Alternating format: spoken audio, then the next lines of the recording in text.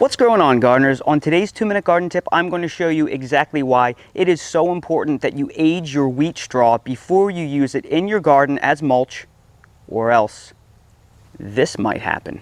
Several weeks ago on my main channel, The Millennial Gardener, I showed you that I love using wheat straw in my garden and around my yard as mulch, but I always buy it a few months in advance of use. And I showed you exactly why for many different reasons, and I will link to that video above so you get the full in-depth information. However, one of the main reasons was wheat seed germination. Wheat straw is a byproduct of growing wheat for food. Of course, we all are familiar with what wheat is. However, the way that wheat is grown is they come through after the wheat is ready and they harvest it and they peel off the tops of the wheat and they collect all of the wheat seeds, because it's those wheat seeds that they then dry and mill into flour, and that is generally what we consume from the wheat plant.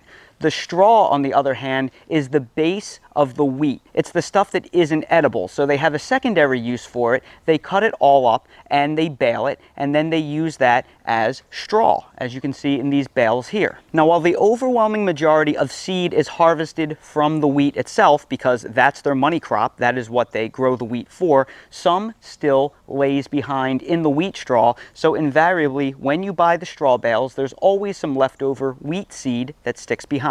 And here you can see the leftover seed, because it is germinating wheatgrass all over the place. It isn't too terrible, but there is clearly a lot of wheat seed that has germinated and is sprouting in all of my bales. So had I used this wheat straw right away, all of that wheat seed that you see sprouting as all new green wheatgrass, that all would have sprouted all over my yard and garden, and I would be fighting all of that wheatgrass for a long time.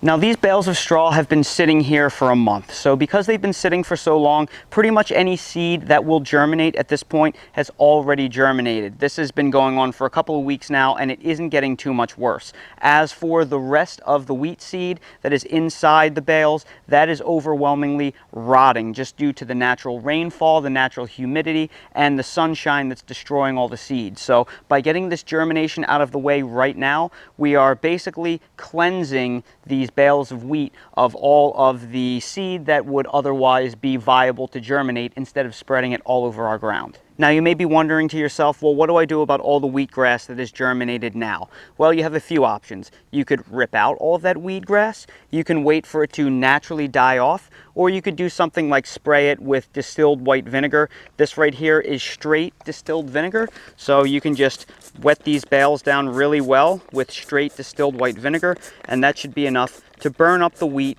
probably in about a week or so. So check back, and if it doesn't check back, and if it doesn't start dying back, add more. It's for this reason that I recommend that you let your wheat straw sit and age and rot for at least 2 to 3 months before you use it as mulch around your garden and yard. And yes, this also goes double for hay, because hay is even more likely to contain viable seed. And that's today's 2-minute garden tip. If you're new to the channel, please consider subscribing and hitting the bell to receive new video notifications, and check out our Amazon storefront and spread shop in the video description for a list of the gardening products I use and awesome custom designed apparel and other gear. Your support is greatly appreciated.